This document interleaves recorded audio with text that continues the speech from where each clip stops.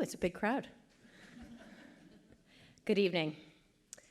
My name is Joanna Kerr, and I'm with MakeWay, and I'm here to talk about a much-needed and global trend, system change philanthropy. This is funding to tackle the root causes of interlinked crises through transformational pathways. It's really beyond incremental fixes or short-term projects and charitable band-aids that just focus on symptoms. Now, to change the systems, we need to see the systems. Most of us aren't aware that two of the most powerful systems that structure our society are power structures and mindsets. And I like a good prop. Power structures, here demonstrated by the crown, and mindsets. I thought about walnuts, you know, little brains. You like that? Okay, great. So what are the systems at play across a country we call Canada right now when we are witnessing in nature in crisis, in mass extinction of other species, when the life-giving waters and lands and air is increasingly polluted, and when, as we've just heard, where human well-being is so unevenly experienced? Well, we see the impact of power that is structured by the Indian Act, a ruthless law still in place that has stolen away lands, waters, and children from Indigenous peoples, putting them under the control of the Crown. We can see money, big money, and its power, skirting environmental laws, mining and oil forest extraction unsustainably advanced by our governments and foreign companies and investors. Philanthropy, too, as we've just heard, is also part of the power structures, born of capitalism and colonialism that often reinforces hierarchies of access by concentrating its charity in cities, universities, religious institutions, and those with greater access.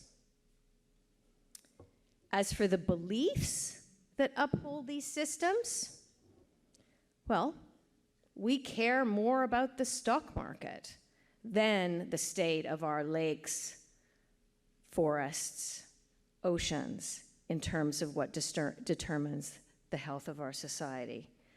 Or despite all the scientific evidence to the contrary, we still believe as humans that our survival is completely separate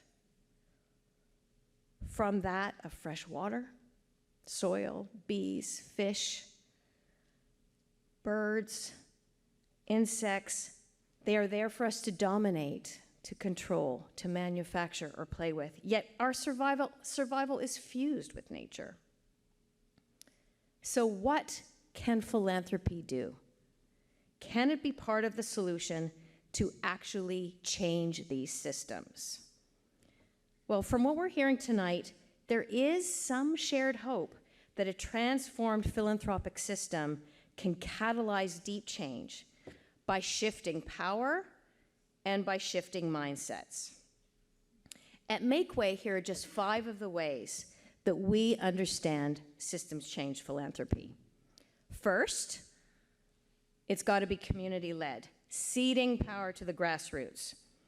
Like others have said, we spend a lot of time listening to and building relations with leaders on the front line of crisis and change who haven't had access to philanthropic dollars and yet who understand deeply what is wrong with current systems and the interconnected nature of crises.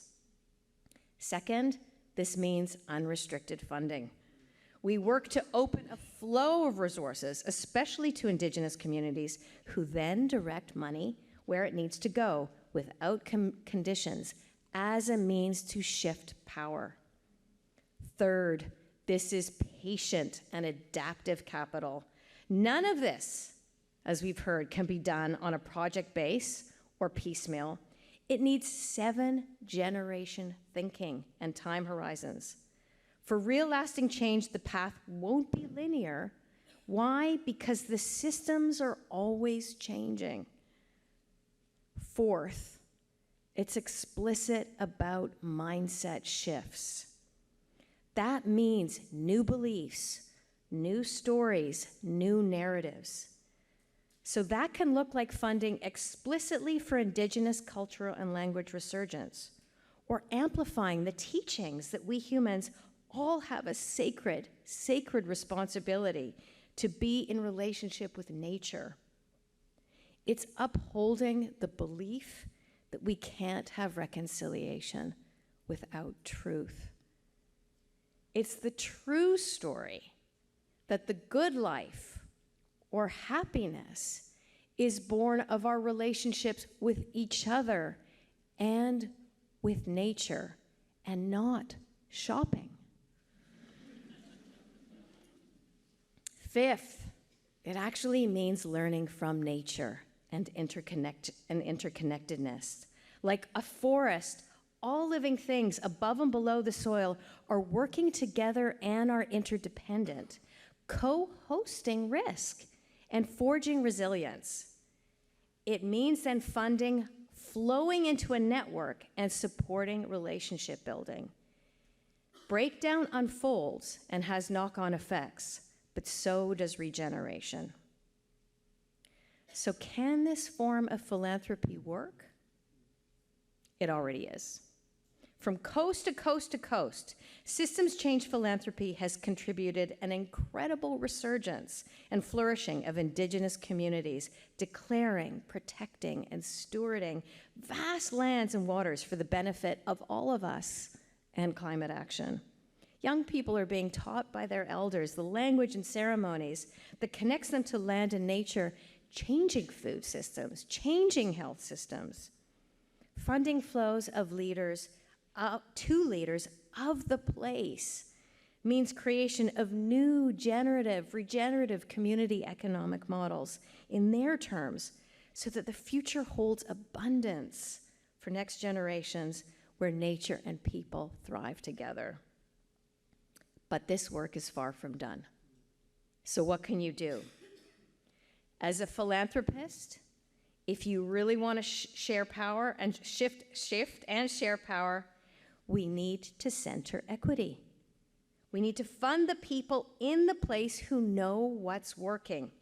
The innovations are hiding in plain sight. We need to see the systems as they interconnect, what's creating the actual situation. As funders, we can all help fund the collaborations across issues, across sectors, see beyond short-term policy fixes, and reject very, very dangerous funding silos and linear thinking. And I suspect not all of you here are in philanthropy. So what can you do? Any systems analysis will show just how interconnected we all are. You are part of a web of thousands, literally thousands of relationships. You can reach beyond your circles to deepen trust across difference. The future, we know, is collaborative. You can be amplifying new stories and shifting those mindsets. You are part of the system. So pour love into the system. We can all be part of people-powered movements to shift power and lift up new narratives. So let's do that and change the world. Thank you.